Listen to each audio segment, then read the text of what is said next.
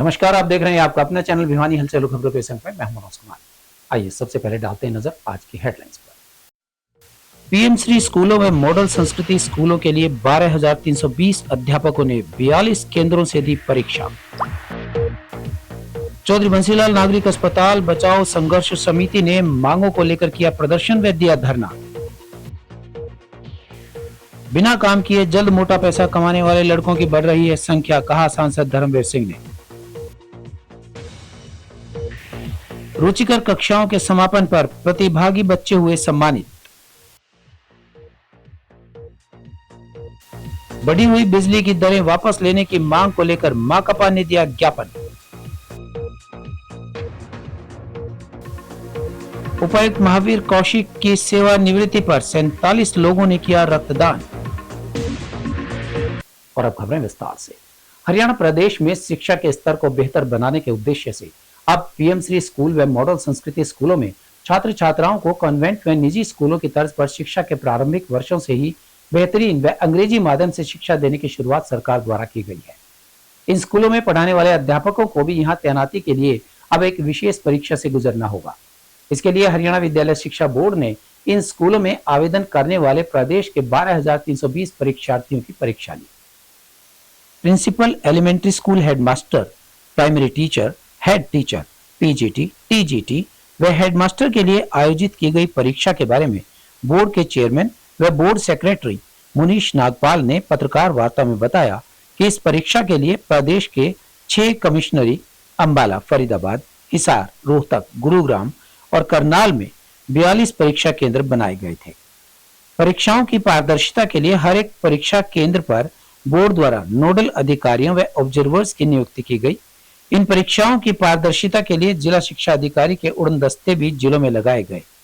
उन्होंने बताया कि इस परीक्षा के लिए 88 ऐसे अध्यापकों को रोल नंबर जारी नहीं किए गए जिनकी आयु 55 वर्ष से अधिक थी। ऐसा शिक्षा विभाग की नई ट्रांसफर नीति के तहत किया गया। इन परीक्षाओं में कुल 12,320 अध्यापकों को इन विशेष स्कूलों में तैनाती के लिए परीक्षा ली गई। उन्होंने बताया कि इन परीक्षाओं के परिणाम 5 जुलाई को घोषित कर दिए जाएंगे। इस मौके पर 26 व 27 जुलाई को होने वाली एस्टेट परीक्षा को लेकर बोर्ड चेयरमैन ने कहा कि यह परीक्षा अपने निर्धारित समय पर होगी, परंतु इन्हीं तारीखों को राष्ट्रीय पात्रता परीक्षा है। इसके चलते राज्य सरकार को बोर्ड ने लिख कर भेजा है। राज्य सरकार की अनुशंसा पर तिथियों में बदलाव की संभावना भी हो सकती है। टीचर्स के ओटीपी से रिलेटेड शिक्षा विभाग द्वारा आयोजित परीक्षा है, जिसको हरियाणा विद्यालय शिक्षा बोर्ड अभी आज 30 जून को आयोजित करने जा रहा है, जो कि 2 बजे से 3:30 बजे तक होगी। इसे कवर करने के लिए आप अपना समय निकालें। जहां तक आज की इस परीक्षा का सूचना का संबंध है, हरियाणा सरकार ने, आप सभी को जैसे पता है, ऑनलाइन ट्रांसफर पॉलिसी लागू कर रखी है। उसी के आधार पर शिक्षा की गुणवत्ता को बनाए रखने के लिए पीएम श्री और हमारे जो दूसरे विद्यालय हैं, शिक्षकों की गुणवत्ता को थोड़ा एक अलग से क्राइटेरिया निर्धारित करने के लिए परीक्षा आयोजित की गई है, जिसके आधार पर ओटीपी में उनको पॉइंट्स मिलेंगे और पूरे राज्य में 12,320 अध्यापकों ने विभिन्न कैटेगरीज में इस परीक्षा के लिए अपना आवेदन किया था, जिसमें यदि मैं तो प्रिंसिपल्स के लिए 311, elementary school headmasters, primary school जो हेडमास्टर्स उनके लिए 50, प्राइमरी टीचर और हेडमास्टर्स के लिए कुल मिलाकर के 2,636, पोस्ट ग्रेजुएट टीचर पीजीटी के लिए 6,799 और जो टीजीटी हैं उसके लिए 2,524 अध्यापकों ने इसके लिए आवेदन किया। शिक्षा विभाग की नीति है कि 55 साल से ऊपर के जो उनको इसमें सम्मिलित नहीं करना था, जिसके कारण 88 ऐसे अभ्यर्थी टीचर इसमें रहे हैं जिनको रोल नंबर्स इश्यू नहीं किए गए हैं। मैं यह सूचना आपके माध्यम से इसलिए भी देना चाहता हूं कि कहीं कुछ साथियों में यह पैनिक ना हो कि मैंने अप्लाई किया था लेकिन मेरा रोल नंबर डाउनलोड क्यों नहीं हो रहा है, क्योंकि जिनकी आयु 55 वर्ष से ऊपर है उनको इसमें कंसिडर नहीं किया गया है इस नीति के तहत। और कुल 6 कमिश्नरी हमारी जो हरियाणा प्रांत में है उनमें यह परीक्षा आयोजित की जाएगी। विद्यालय शिक्षा बोर्ड को एक इवैल्यूएटिंग एजेंसी के फॉर्म में दिशा निर्देश शिक्षा निदेशालय से मिले हैं, क्योंकि जैसा आपको पता है यह परीक्षा हरियाणा विद्यालय शिक्षा बोर्ड पहली बार ही आयोजित करने जा रहा है। तो उसके अनुसार हमें 5 जुलाई तक परीक्षा परिणाम शिक्षा निदेशालय को उपलब्ध करवाना है, क्योंकि जल्दी ही OTP भी अभी लागू होने जा रही है। हरियाणा सरकार का यह पहले से ही एक प्लानिंग यह है कि जो ये शिक्षा सत्र हमारा शुरू होने जा रहा है स्कूल की छुट्टियां खत्म होने के बाद, इसमें शिक्षक अपने नए स्कूलों में जल्दी से जल्दी ज्वाइन करें। जैसा कि अभी चेयरमैन महोदय द्वारा बताया गया, राज्य के मॉडल संस्कृति और PMC स्कूलों के शिक्षकों और प्राचार्यों की नियुक्ति के लिए जो परीक्षा करवाई जा रही है, हरियाणा सरकार की ओर से शिक्षा का स्तर बेहतर बनाने के लिए और प्रदेश में मॉडल संस्कृति और PMC स्कूलों को चुना गया है। इन स्कूलों में जो रिक्त पद हैं और जो नए आपके नव सृजित पद हैं, उन पर भर्ती के लिए शिक्षकों के ऑनलाइन ड्राइव के तहत जो आवेदन मांगे गए थे, तो जैसे कि चेयरमैन साहब ने कहा कि हरियाणा विद्यालय शिक्षा बोर्ड पहली बार इस तरह की स्क्रीनिंग की परीक्षा ले रहा है। और ये मैं हमारे शिक्षा मंत्री महोदय का, हमारे जो अधिकारी हैं, ACS साहब हैं, डायरेक्टर साहब हैं, और हरियाणा सरकार द्वारा जो विश्वास जताया गया है, तो मैं उसके लिए सभी का धन्यवाद करता हूँ। और जैसा कि अभी चेयरमैन साहब ने कहा और मैं भी बताना चाहूँगा कि हरियाणा विद्यालय शिक्षा बोर्ड है, बड़ी शिद्दत से इसको अच्छे ढंग से कराने का प्रयत्न कर रहा है। और जैसे मुझे आदेश थे इस परीक्षा को कराने के लिए, चेयरमैन साहब ने भी कहा, तो सुबह ही हम 4 बजे से ही हमारी टीमें ये जुटी हुई थी। इस परीक्षा का जो हमारा मटेरियल था, जो हमारे क्वेश्चन पेपर हैं, कुछ हमारे टीम्स हैं, 6 लेवल पर, 6 कमिश्नरी के लेवल पर ये करवाई गई थी। और इसमें जैसे हमारी कमिश्नरी अम्बाला है, फरीदाबाद है, गुरुग्राम है, हिसार है, रोहतक है, करनाल है।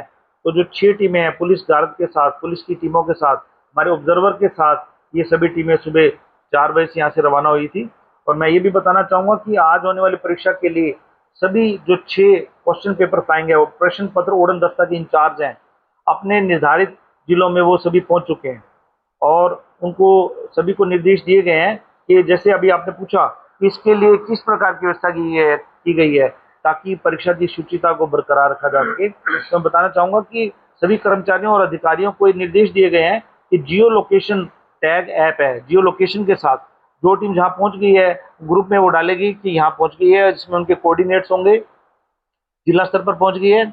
उसके बाद उस जिले में जितने भी सेंटर हैं, उन सेंटर पे इंचार्ज को जो 1 घंटा पूर्व उनको जो प्रश्न पत्र दिए जाएंगे ले जाने के लिए, जब वो अपने प्रश्न पत्र अपने सेंटर पर पहुंच जाएंगे, वो भी जियो लोकेशन टैग ऐप के साथ उसको अपने जिला स्तर के जो नोडल अधिकारी हैं उसको भेजेंगे।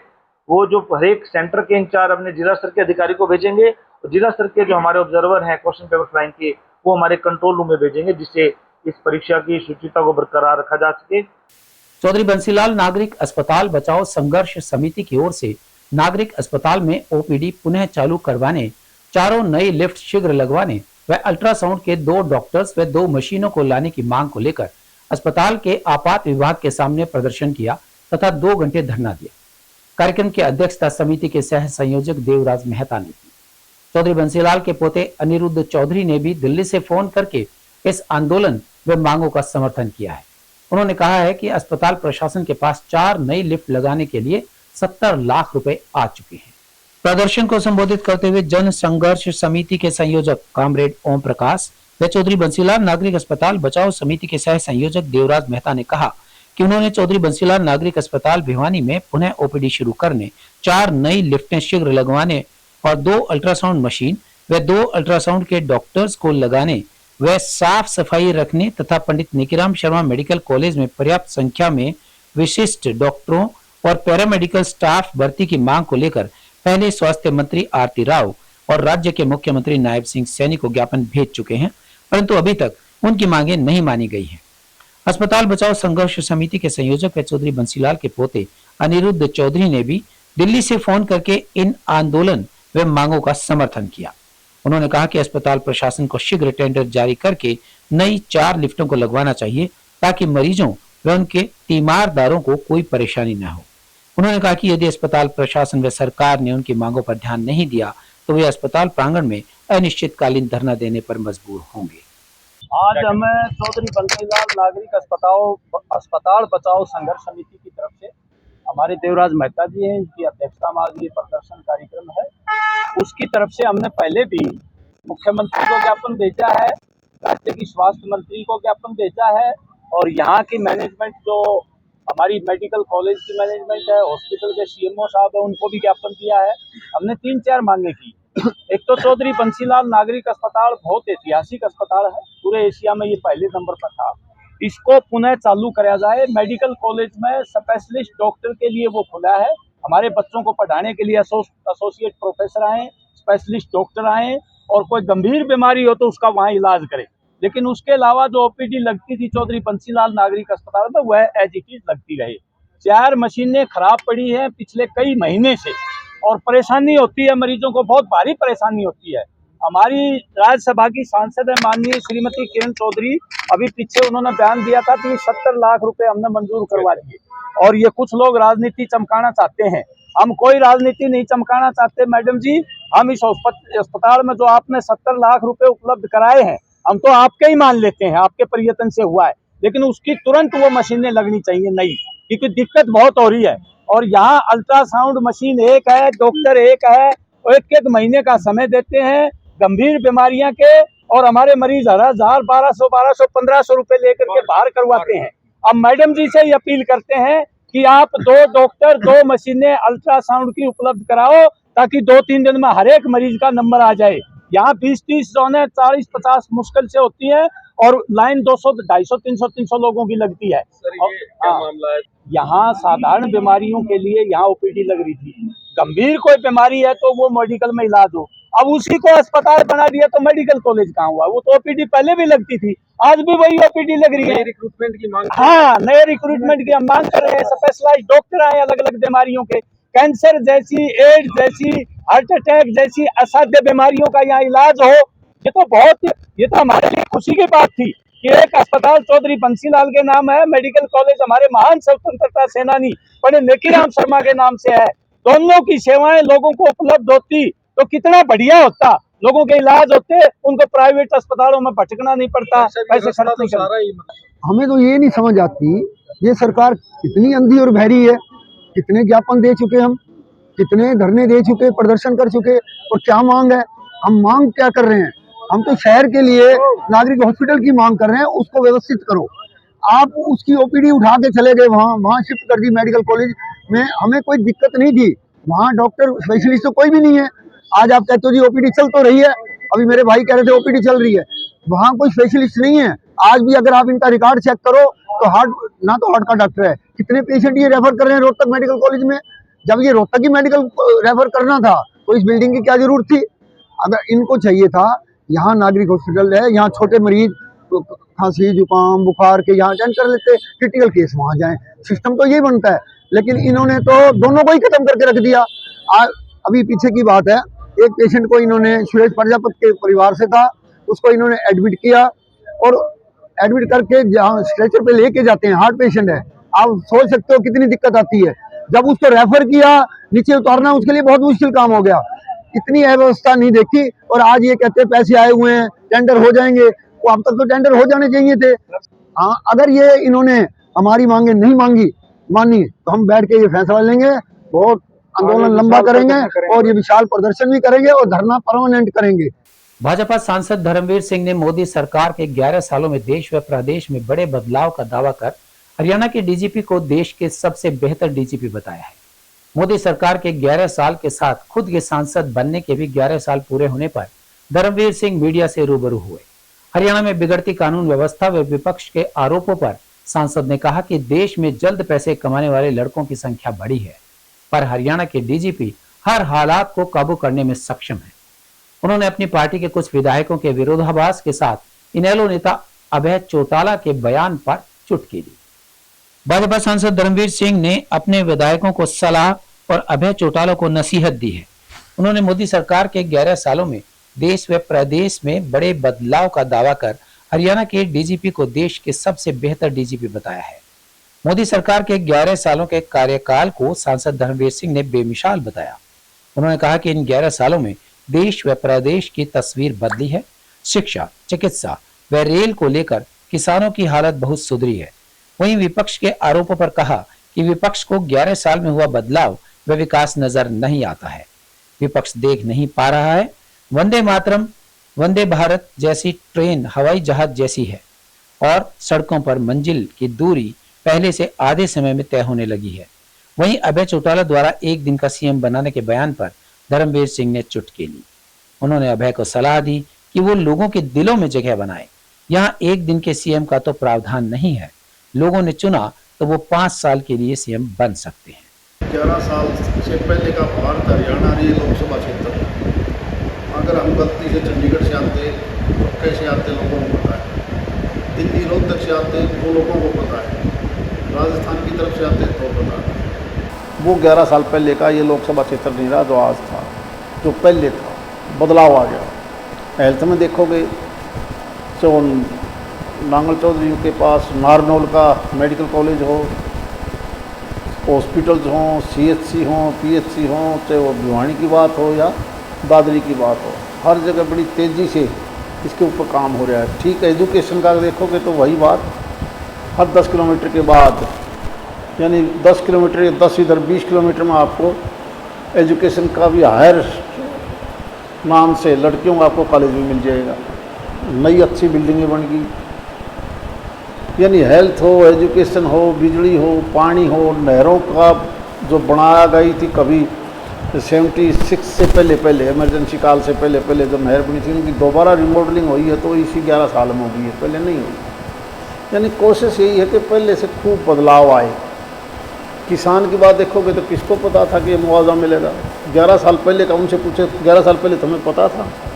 बीमा पॉलिसी हो, डायरेक्ट हो, 6,000 रुपये हर साल का देने के हो, ये पॉलिसी नहीं थी। तो 11 साल पहले मेरे राज्य में बहुत अंतर आया है। हम यहाँ से चंडीगढ़ जाते हैं तो 3 घंटे हम पहुँच जाते हैं, पहले 6 घंटे लगते थे। हम दिल्ली जाते तो हम रोज तक भी नहीं पहुँच पाते थे इतने टाइम में, तब तक हम दिल्ली पहुँच जाते हैं। क्या उन विपक्ष वालों को ये नहीं लगता कि उस वक्त क्या था, राज क्या है? उनको कोई नज़र आ नहीं रहा बदलाव क्या है? रेलवे का देखोगे तो एक रेलवे स्टेशन ऐसा नहीं, छोटे से बड़े तक, जहाँ रेलवे स्टेशन का रूप में बदल दिया। कई ट्रेन ऐसी चला दी वंदे भारत के नाम से, ऐसी लगा जब कोई जहाज में बैठे हो, उनको नज़र नहीं आ रही। जिला बाल कल्याण परिषद के प्रधान के मार्गदर्शन में बाल भवन में चल रही रुचिकर कक्षाओं का समापन हो गया।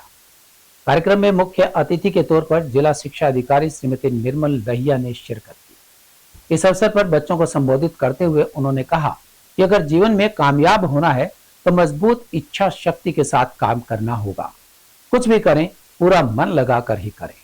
जिला बाल कल्याण परिषद के प्रधान के मार्गदर्शन में बाल भवन में चल रही रुचिकर कक्षाएं समाप्त हो गई। कार्यक्रम में मुख्य अतिथि के तौर पर जिला शिक्षा अधिकारी श्रीमती निर्मल दहिया ने शिरकत की। बच्चों को संबोधित करते हुए उन्होंने कहा कि अगर जीवन में कामयाब होना है तो मजबूत इच्छा शक्ति के साथ काम करना होगा। कुछ भी करें, पूरा मन लगाकर करें। उन्होंने कहा कि काफी साल पहले वे खुद भी रुचिकर कक्षाओं का लाभ उठा चुकी हैं। उन्होंने बच्चों को सकारात्मक सोच के लिए साथ आगे बढ़ने के लिए प्रोत्साहित किया। इस दौरान उन्होंने बच्चों को सर्टिफिकेट देकर सम्मानित किया। कार्यक्रम के बारे में जानकारी देते हुए जिला बाल कल्याण अधिकारी ओम प्रकाश ने बताया कि समर कैंप 2 जून से 30 जून तक चलाया गया। इसमें ताइक्वांडो, डांस, योगा, ब्यूटिशियन, सिलाई, इंग्लिश स्पीकिंग, पेंटिंग जैसी गतिविधियां, विभिन्न गतिविधियों में प्राइवेट और सरकारी स्कूल के लगभग 300 बच्चों ने भाग लिया। बाल कल्याण भिवानी की तरफ से एक बहुत ही अच्छा आयोजन किया गया है, जो कि 2 जून से 30 जून तक चलने वाला था। आज 30 जून है और समापन समय है। बच्चों का उत्साह देखते ही बनता है। मैं शुभकामनाएं देती हूँ जिला बाल कल्याण अधिकारी श्री ओम प्रकाश जी को। वेल ऑर्गेनाइज्ड और 1-2 प्रोग्राम मैंने देखे भी हैं। बच्चों में एनर्जी बहुत उच्च स्तर की है और बहुत बारीकी से बच्चों को निर्देशित किया गया है। अलग अलग विभिन्न विधाएं हैं, जिसमें ताइक्वांडो भी है, इंग्लिश स्पोकन कोर्स भी है, डांस भी है, सिंगिंग भी है, आदि आदि कई तरह के कोर्स हैं। और बच्चों की एनर्जी को अच्छे से चैनलाइज करने का ये बहुत उपयुक्त माध्यम है। ओम प्रकाश जी ने बताया कि इसमें 300 बच्चों ने भाग लिया है। तो मैं शुभकामनाएं देती हूँ इस पूरी संस्था को और बच्चों को और बच्चों के पेरेंट्स। माननीय उपायुक्त एवं प्रधान श्री महावीर कौशिक जी के मार्गदर्शन में ये समर कैंप हमारा 2 जून से लेके 30 जून तक जिला बाल कल्याण परिषद के इस प्रांगण में ऑर्गेनाइज करवाया गया। पूरे जिले के बच्चों ने इसमें भाग लिया, जिसमें हमारे यहाँ प्राइवेट स्कूल के बच्चे भी आए और सरकारी स्कूल के बच्चों ने भी बढ़ चढ़कर इस समर कैंप में हिस्सा लिया है।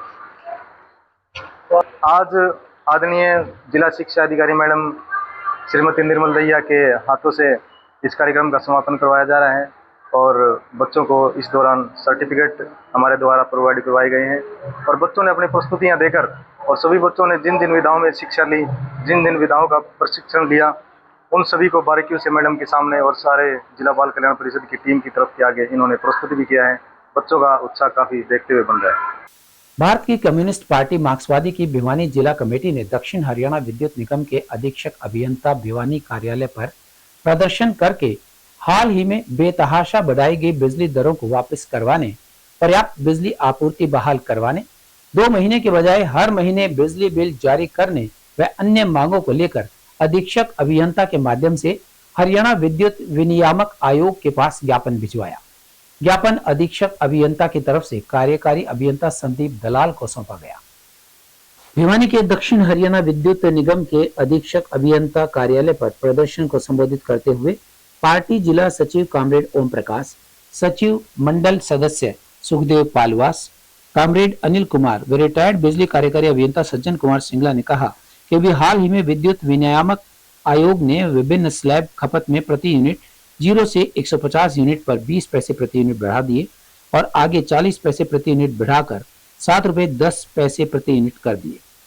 FSA 47 पैसे प्रति यूनिट लगाकर नगर पालिका tax, electricity duty, fixed charge 75 रुपए प्रति किलोवाट पर लोड लगाने के बाद बिजली 8.5 रुपए प्रति यूनिट हो गई है। यह आम उपभोक्ता के बस की बात नहीं है। लघु उद्योग व छोटे दुकानदारों पर 45 पैसे प्रति यूनिट रेट बढ़ा दिया गया है और उनके ऊपर फिक्स्ड लोड 165 रुपए से 290 रुपए प्रति किलोवाट कर दिया गया है। इससे छोटे कारोबार को काफी बोझ पड़ रहा है और उन्हें नुकसान उठाना पड़ रहा है। उन्होंने बिजली बिल हर महीने देने की मांग की है, क्योंकि 2 महीने के बिजली बिल में खपत ज्यादा दिखाने से ज्यादा रेट वाली यूनिट लागत लगने पर बिजली ज्यादा देना पड़ता है। उन्होंने कहा कि राज्य की भाजपा सरकार ने 24 घंटे बिजली देने का वायदा किया था, परंतु वह अपना वायदा निभाने में पूरी तरह विफल हो गई है। गांव व शहरों में कई कई घंटे बिजली गायब रहती है और बीच बीच में रात को ट्रिप लगाकर 2-3 घंटे गायब हो जाती है। विभाग में स्थायी स्टाफ की भारी कमी हो गई है। बड़े पैमाने पर भ्रष्टाचार पनपा हुआ है। उन्होंने स्मार्ट मीटर लगाने व बिजली निजीकरण योजना को रद्द करने की मांग की। उन्होंने बढ़ाई गई बिजली दरें वापस नहीं होने तक आंदोलन जारी रखने का आह्वान किया। भारतीय कम्युनिस्ट पार्टी का एरिया कमेटी का मेंबर हूँ। आज हमारी पार्टी कम्युनिस्ट पार्टी भारतीय मार्क्सवादी पार्टी ने जो बिजली के बढ़े हुए रेट हैं, इनको लेकर के एससी के माध्यम से अरक के जो चेयरमैन है उनको ज्ञापन दिया ये बिजली के बढ़े हुए रेट वापस लेने के लिए। अब जो सरकार ने 1 अप्रैल से जो रेट बढ़ाए हैं, काफी लोगों पर खास करके आम आदमी पर काफी बोझ पड़ा है। प्रति यूनिट पैसे रेट बढ़ाए हैं और इसके साथ साथ पर किलोवाट 50 रुपए से 75 रुपए तो डोमेस्टिक में, घरेलू में, और 125 रुपए औद्योगिक, उस पर फिक्स चार्जेस लगाए हैं, जो कि एक नाजायज एक किस्म का जजिया कर कह सकते हैं हम उसको, वो लगाया सरकार ने। इसके साथ साथ FSA 47 पैसे फ्यूल सरचार्ज के नाम से आम कंज्यूमर से हर एक यूनिट पर पैसे लिए जा रहे हैं, जबकि बिजली हम अडानी से खरीद रहे हैं। इस सरकार ने आने के बाद कोई एक भी नया थर्मल या कोई बिजली पैदा नहीं की एक भी यूनिट, तो FSA किस चीज़ का? फिर म्यूनिसिपल टैक्स दे रहे हैं, हम इलेक्ट्रिसिटी ड्यूटी दे रहे हैं। मतलब आज आम आदमी पर जो आम उपभोक्ता है उसको बिजली 8 रुपए से लेकर 8.5 रुपए प्रति यूनिट के हिसाब से पड़ रही है, सारे टैक्सेस मिलाकर के शहर में। तो मैं ये कहना चाहता हूँ फिक्स चार्जेस अलग हैं। तो ये चीज़ें तो आज सरकार ने कह रहे हैं हमने माइनर वृद्धि नहीं है, आम आदमी के लिए काफ़ी ये बड़ी वृद्धि है। दूसरा जो आज सरकार एक और बात करने जा रही है, जो स्मार्ट मीटर का जो मामला है, स्मार्ट मीटर आम आदमी शायद नहीं कर पाएगा। मैं बिजली बोर्ड से रिटायर्ड एक्शन हूँ, मैं साफ कहना चाह रहा हूँ। पहले मैकेनिकल मीटर से बदले दूसरे मीटर आए, तीसरे आए, चौथे आए, 5वें आए। आज 5वें मीटर कंज्यूमर के प्रीमिसेस में लगा हुआ है। कितने मीटर चेंज किए हैं 98 के बाद, आप देखो। अब छठे के आने की बारी है तो स्मार्ट मीटर के नाम से वो उसकी कोई टेस्टिंग नहीं है, कंपनियों से सीधा पैक्ड आएगा। ये पता नहीं वो कितना फास्ट होगा कितना नहीं। कंज्यूमर को मतलब काफी दो चार आदमी मेरे को मिले गुड़गांव बेस्ड थे, तो मेट्रो सिटी में जहाँ स्मार्ट मीटर लगे वो कह रहे थे जी उसका तो बिल ही नहीं पाटेगा। तो मतलब आज जनता को मतलब क्यों मतलब बर्बाद करने की तरफ जा रहे हैं। कह रहे 24 घंटे बिजली की बात है। मैं भी बिजली के बोर्ड में जब एक्शन था, हम जमीन इसलिए एक्वायर करते थे गांव को 24 घंटे बिजली देंगे, लेकिन किसी गांव में जहाँ बिजली घर लग रहे 24 घंटे, चाहे मंडाना है, चाहे चांग है, चाहे वसाण है, चाहे गुसाण है, कहीं 24 घंटे बिजली नहीं दे रहे और झूठे वादे करते हैं। तो हम ये कहना चाह रहे हैं सरकार से, बढ़े हुए रेट वापस लें, जो फिक्स चार्जेज है वो वापस लें, और ये स्मार्ट मीटर का जो प्रोजेक्ट इसको बंद करें। ये खुली मल्टीनेशनल कंपनियों को, अडानी अंबानी को फायदा पहुंचाने की स्कीमें, आम आदमी का की चीजें नहीं है ये। मैं मास्टर वजीर सिंह, रिटायर कर्मचारी संघ का प्रदेश अध्यक्ष। हम ये देखते हैं घरों में उपभोक्ता बिजली का जो बिल है वो मंथली नहीं देते, बाई मंथली दें। अगर मंथली दें तो हमारी यूनिट 300 से कम रहे और वहाँ रेट है 5 रुपये 25 पैसे, और 2 महीना के 500 से ऊपर हो जाता है तो 7 रुपये 10 पैसे हो जाता है वो। तो मेरा कहने का अभिप्राय ये है कि बिजली बोर्ड हर महीने बिल दे और हर महीने बिल के पैसे ले, 2-2 महीने का इकट्ठा ना करे। उससे वो यूनिटें बढ़ने से रेट बढ़ जाता है ऑटोमेटिकली। आज हमने सीपीआईएम और हमारे सीपीआई के साथी हैं उनकी तरफ से ये हम हरियाणा इलेक्ट्रिसिटी रेगुलेटरी कमीशन को ये ज्ञापन भेज रहे हैं एससी के माध्यम से। एससी की तरफ से एक्शन साहब संदीप दलाल हमारा ज्ञापन लेने आए हैं। अभी इन्होंने बहुत ज़्यादा रेट बढ़ा दिए, 20 पैसे से लेकर के 45 पैसे तक इन्होंने रेट बढ़ा दिए, और 75 रुपये प्रति जो ने किलोवाट पर लोड डाल दिया है, जिसका 10 किलोवाट का तो 750 रुपये ये एडिशनल हर महीने उसके आएंगे। और इंडस्ट्रियल एरिया के और कमर्शियल के 165 से 290 तक इन्होंने कर दिया है। ये रेट बहुत ज़्यादा हैं और जनता इनको सहन नहीं कर पाएगी। लघु उद्योग और छोटे कारोबार हैं वो बर्बाद हो जाएंगे। आम आदमी के ऊपर बहुत ज़्यादा बोझ डाल दिया। हम ये कहना चाहते हैं, हरियाणा सरकार जो वादा करती थी कि हम 24 घंटे बिजली देंगे, आज गांव में शहर में बड़े बड़े लंबे लंबे समय के कट लगते हैं और रात को किसी भी टाइम बिजली चली जाती है, 2-2 घंटे 3-3 घंटे तक गायब रहती है, लगातार ट्रिप लग रही है। और ये बिजली बड़े उद्योगपतियों से, बड़े बड़े कॉरपोरेट से खरीदते हैं महंगी। पिछले 10 साल में इन्होंने एक भी यूनिट का उत्पादन नहीं किया हरियाणा में, तो बड़े बड़े दावे करती है। हम ये कहना चाहते हैं इस महकमों को संभालो। 2-3 महकमे जनता के लिए बहुत इंपॉर्टेंट है। बिजली का महकमा है, पब्लिक हेल्थ का महकमा है, रोडवेज का महकमा है। रोडवेज और बिजली बोर्ड को तो ये खत्म ही करना चाहते हैं, क्योंकि रोडवेज की आए दिन आपको देखोगे 100 बसें ले गए बोले आप मुख्यमंत्री का वहाँ कार्यक्रम है। क्या मुख्यमंत्री वहाँ लोकल लोगों को लेके कार्यक्रम नहीं कर सकते? रोडवेज की बसें लगाते हैं और घाटा उसमें पैदा कर रहे हैं। इसी तरह यहाँ बड़े पैमाने पर भ्रष्टाचार है, कच्चे कर्मचारी हैं, कर्मचारियों की कमी है, नियमित भर्ती नहीं हो रहे। एक समय में 1998 से पहले 20-25-50 हजार कर्मचारी थे, आज परमानेंट 20,000 भी नहीं बचे। तो टेक्निकल आदमी नहीं बचेंगे तो कैसे ठीक करेंगे विभाग को? तो हमारी अपील है कि नियमित बिजली दी जाए, उत्पादन बढ़ाया जाए हरियाणा में बिजली का। और ये स्मार्ट मीटर जो लगा रहे हैं ना, ये बाकायदा एक तरह से बिजली का निजीकरण करके उपभोक्ताओं को लूटने के लिए लगा रहे हैं। भिवानी के उपायुक्त महावीर कौशिक की सेवानिवृत्ति के अवसर पर उनके सम्मान में जिला रेड क्रॉस सोसाइटी द्वारा रेड क्रॉस भवन में एक विशेष रक्तदान शिविर का आयोजन किया गया। इस नेक पहल का उद्देश्य उपायुक्त के जन सेवा के प्रति समर्पण को स्वीकृति अर्पित करना और रक्तदान के महत्व के बारे में जागरूकता बढ़ाना था। शिविर में कुल 47 युवाओं ने रक्तदान किया, जो समाज के प्रति उनकी प्रतिबद्धता का प्रतीक है। शिविर में बतौर मुख्य अतिथि भिवानी उपायुक्त महावीर कौशिक ने अपनी पुत्रियां वाजिशा कौशिक, सक्षम कौशिक व दामाद चंदन सिंह सहित शिरकत की। जिला रेड क्रॉस सोसाइटी के सचिव प्रदीप कुमार ने बताया कि उपायुक्त की प्रेरणा और सामाजिक कार्यों में उनकी गहरी रुचि को देखते हुए यह रक्तदान शिविर आयोजित करने का निर्णय लिया गया। उन्होंने कहा कि उपायुक्त महावीर कौशिक ने हमेशा सामाजिक कल्याण को प्राथमिकता दी है और उनके सम्मान में रक्तदान शिविर का आयोजन करना हमारे लिए गर्व की बात है। सचिव ने कहा कि यह आयोजन न केवल उपायुक्त को एक सम्मानजनक विदाई देने का तरीका था, बल्कि इसने समुदाय को एक साथ आने और एक नेक काम में योगदान करने के लिए भी प्रेरित किया। सचिव प्रदीप कुमार ने कहा कि महावीर कौशिक ने हमेशा ही समाज की सेवा करने के लिए प्रेरित किया है और यह उनके लिए रेड क्रॉस की टीम की तरफ से एक छोटा सा योगदान है। इस मौके पर उपायुक्त महावीर कौशिक ने रक्तदाताओं और जिला रेडक्रॉस सोसाइटी के प्रयासों की सराहना की।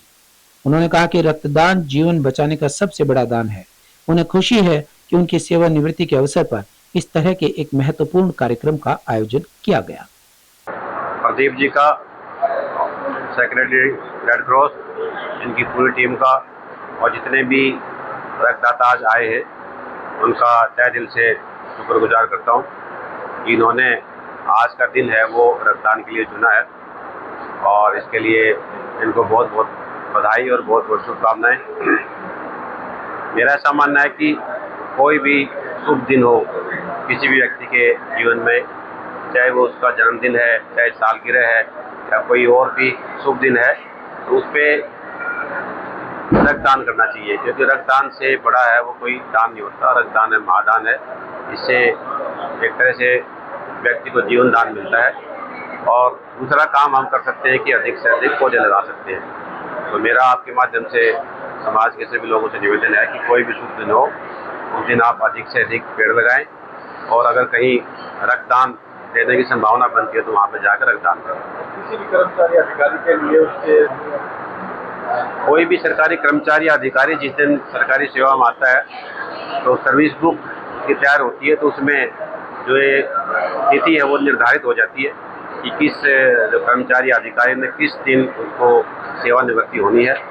तो जो भी कर्मचारी है वो सेवा में, सरकारी सेवा में आया है तो उसको अंततः सेवानिवृत्त होना है। तो मैं उन सभी का धन्यवाद करता हूँ जिन्होंने मेरे साथ काम किया है, जिन्होंने सहयोग दिया है।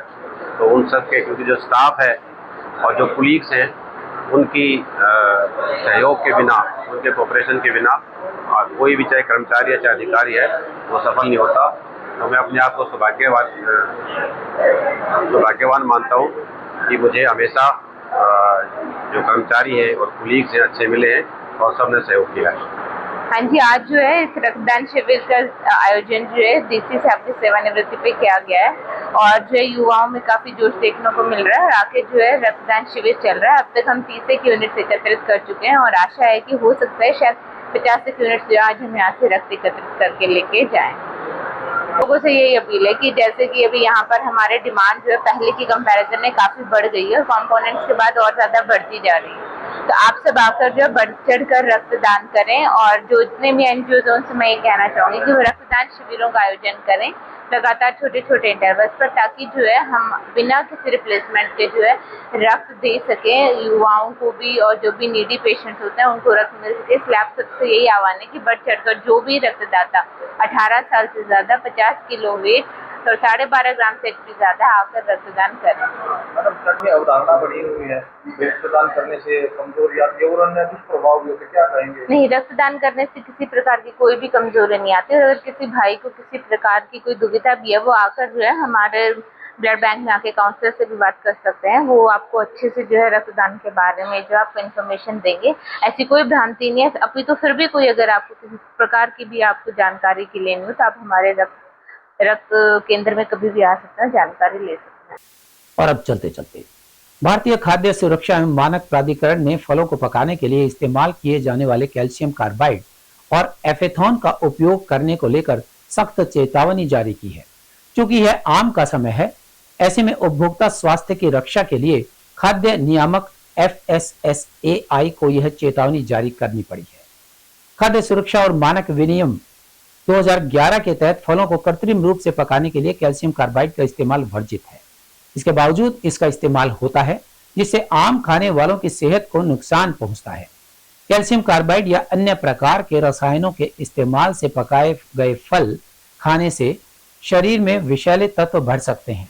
इनका सेवन पेट और पाचन तंत्र, फेफड़ों और शरीर के अंदरूनी अंगों को गंभीर नुकसान पहुंचा सकता है और तंत्रिका तंत्र से जुड़ी समस्याएं बढ़ सकती हैं।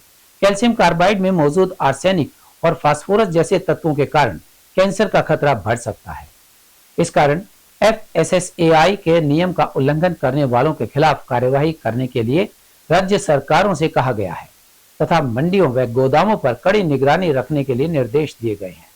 प्रतिबंधित कैल्शियम कार्बाइड के बड़े पैमाने पर इस्तेमाल को ध्यान में रखते हुए FSSAI ने फलों को पकाने के लिए एक सुरक्षित विकल्प के रूप में एथिलीन गैस के उपयोग की अनुमति दी है। एथिलीन फलों में प्राकृतिक रूप से पाया जाने वाला एक हार्मोन है जो रासायनिक और जैव रासायनिक गतिविधियों के जरिए पकाने की प्रक्रिया निर्धारित करता है। कच्चे फलों को एथिलीन गैस से उपचारित करने पर फलों के प्राकृतिक रूप से पकने की प्रक्रिया शुरू हो जाती है।